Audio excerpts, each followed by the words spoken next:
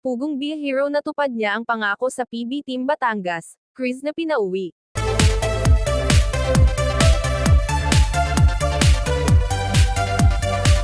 Mga kababayan, isang mapagpalang araw sa inyong lahat. Mag-ingat saan man kayo naroroon, naway nasa mabuti kayong kalagayan. Nakabalik na nga ng Davao sila Pugong Be a Hero at Chris na. At kasama din nila sila Mr. Ringring at Renz Vlog.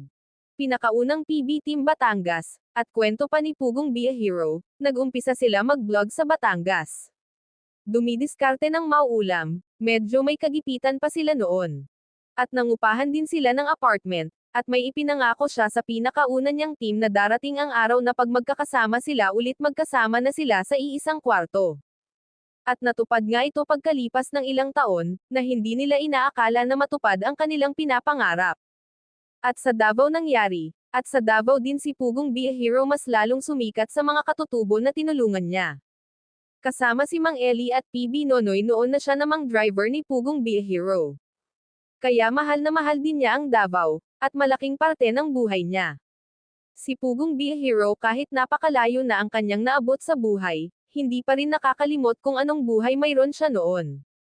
Lalo na sa mga kasamahan niya sa pagbablog, ituring niyang kapamilya niya sila. Katulad nila Renz at Mr. Ringring, na kahit matagal na silang hindi nagkikita, andyan pa rin ang pagmamahal niya sa kanila. Pagdating nila sa Davao kung saan naroon ang PB House. At nagkakwentuhan sila tungkol sa mga nangyari sa kanilang buhay-buhay. Mula noong nagkahiwa-hiwalay sila, nahirapan din sila sa views ng kanilang YouTube. Dahil dyan din sila kumukuha ng pangtulong sa kanilang mga nabablog na dapat talagang tulungan.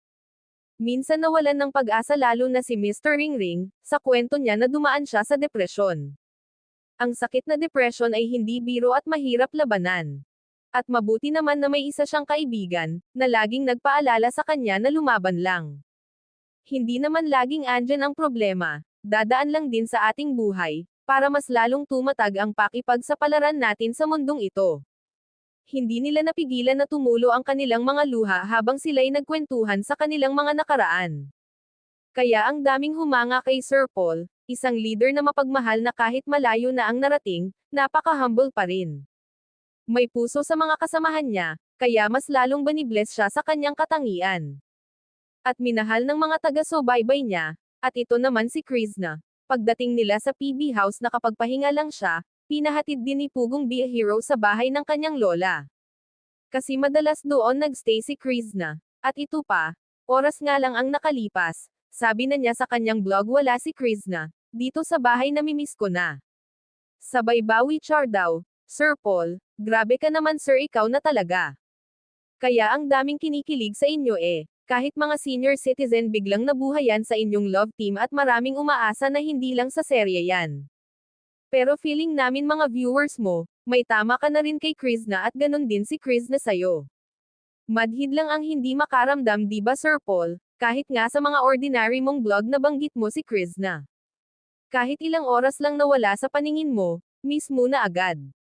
Pero deserve mong magkaroon ng sarili mong pamilya Sir Paul para mas happy ang buhay. Iba rin talaga pag may katuwang ka sa buhay sa hirap man at ginhawa.